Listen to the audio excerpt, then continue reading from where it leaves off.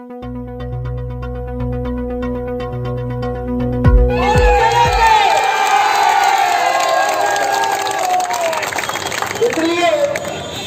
मैं आपको पहले हमारा एचआर बड़ा मजबूत था।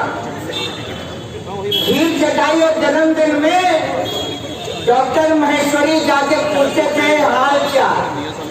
आज का सुना है इनका एचआर बहुत मजबूत है, न वो रहे न ये रहेंगे अगर हमसे बात नहीं करोगे। अरे हम बता दें, तुम तो 5 साल के उसमें आए हो डेपुटेशन। हमने सुना है कुछ कंपनी से आया है जिसने हमारे बड़े बड़े नेताओं को छूट बांटा। उत्तर प्रदेश में माफी मांग रहे हो नेता किसानों से। इसलिए मैं बताना चाहता हूं कि नौबत वो मतलब कि तुमको माफी मांगना पड़े।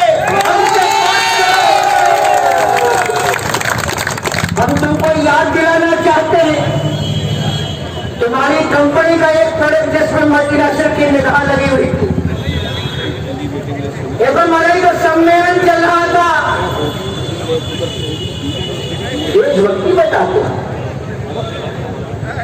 हमारी पूरी कमेटी को उन्होंने दिल्ली भेज दिया कि आइडेंटिफाई करो कि कौन लोग हैं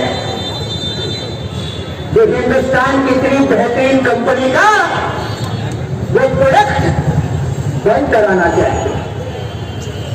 तो आजकल जो सत्ता नशी है उनकी कोई धार में लोगों से थी। वो चाहते थे कि ये प्रोडक्ट या तो बैन हो जाए या हिंदुस्तान के सरजमी से चला जाए। पर हमने सम्मेलन का मुंह देखा और अपनी कमेटी को साथ भेजा। इसलिए नहीं कि कोठारी साहब हमारे बहुत सारे भाई थे, हमने इसलिए भेजा कि हिंदुस्तान की सरजमी पर एल्बर्ट डेविड का इतिहास है जो इतिहास को तोड़ेगा। आपको नहीं पता, जब हम हाई स्कूल में पढ़ते होंगे परमार साहब। इसलिए मैं बताना चाहता हूं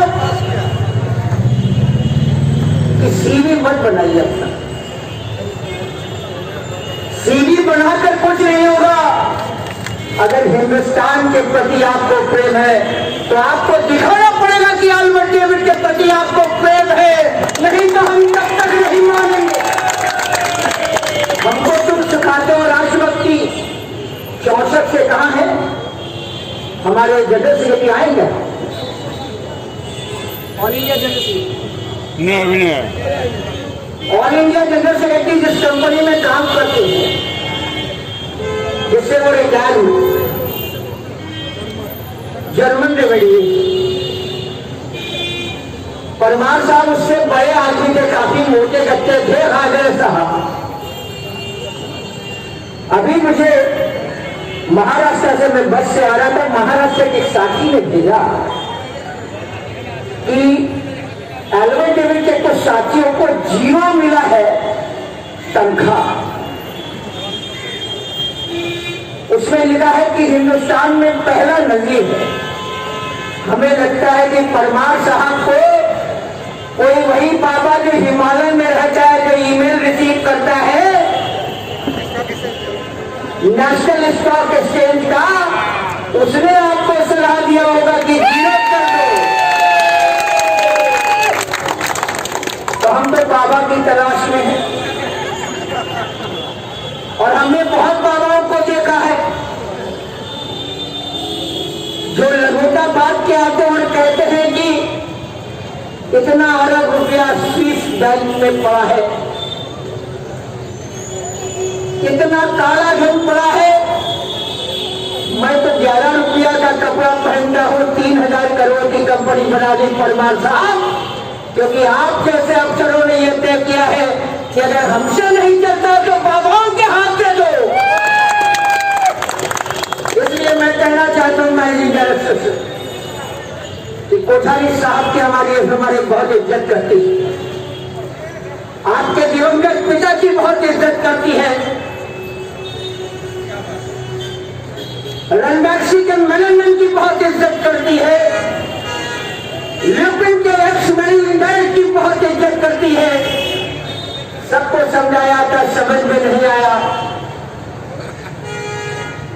एक कमी है, वो कहते हैं क्योंकि बंगाल के लोग ज्यादा समझेंगे, क्योंकि स्वतंत्रता आंदोलन का ये थोड़ी, वो कभी बोलते हैं कि हिंदुस्तान में पश्चिम बंगाल से जो आंदोलन शुरू हुआ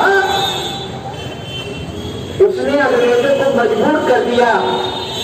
आजकल जो ड्रेस हमारे बैंड वाले पहनते थे, तब के लॉर्ड कर्नवालिस पहनते थे, वो हालत हम बनाने जा रहे।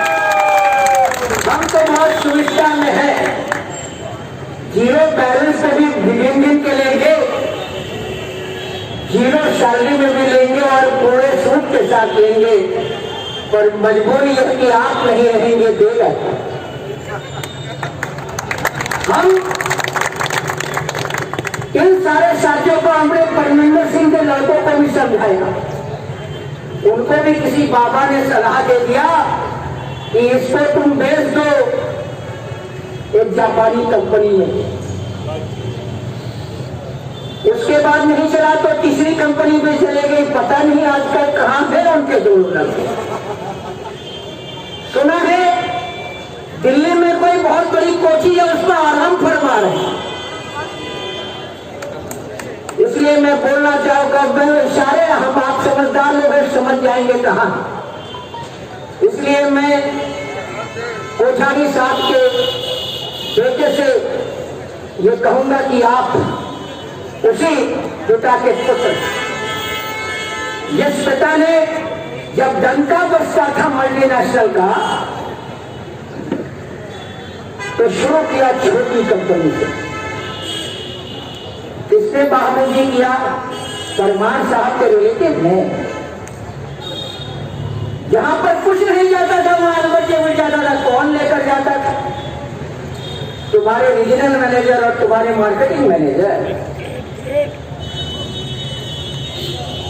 क्योंकि 3 तरह के पूत होते हैं। उत्तर प्रदेश में लिखाई पढ़ाई किया है, इनके गांव के पास मेरा घर है, तो 3 तरह के पूत होते हैं। एक तो पूत होता है जो अपने पिता की संपत्ति न घटाता है न बढ़ाता है। एक सपूत होता है जो पिता की और माता की संपत्ति को बढ़ाता है, और एक कपूत होता है जो टक्कर देता है। इसलिए निर्णय ले लो कि किस तरह के पूत हो तुम। मैं आपको अपना क्रांतिकारी अभिवादन देना चाहता हूं। मैं देर से आया, इसके लिए आपको माफी मैं चाहता हूं आपसे, क्योंकि मुझे देर से पता लगा जिसके लिए डीके जिम्मेदार है।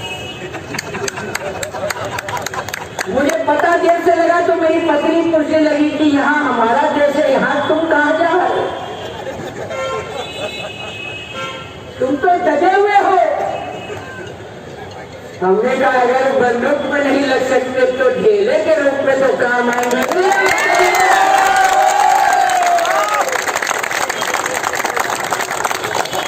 मैं आपको अपना क्रांतिकारी सलाम देते हुए, एफएमआरआई के नेतृत्व को क्रांतिकारी सलाम देते हुए, जो सभी हमारे अनुज हैं, मैं उस शहर को बहुत याद करता हूं। जब भी आप बुलाएंगे मुझे आप अपने बीच में पाएंगे। मैं अजय से भी गुजारिश करूंगा कि कभी कभी हमको भेज दिया कर। अरे लिपट कर रो लेंगे कि क्या कर रहे हो परिवार साहब, तुम तो गजब ढा दिए।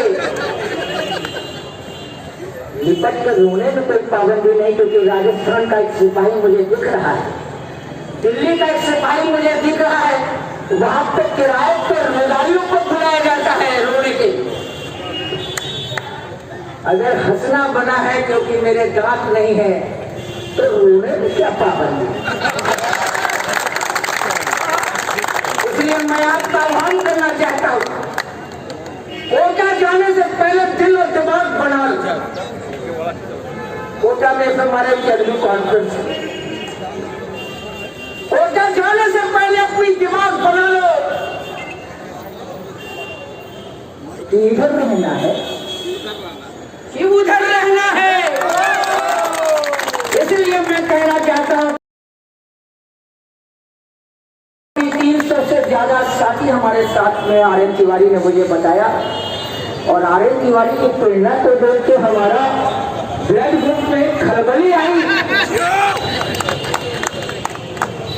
कि हमसे सुंदर आदमी अगर लड़ सकता है धूप में, तो हम तो अब काले होने की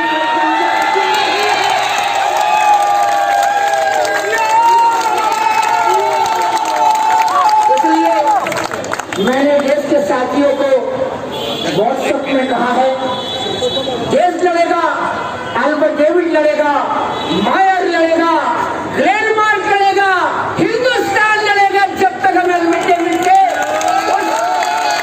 सारी साहब के सपनों को साकार नहीं कर देते।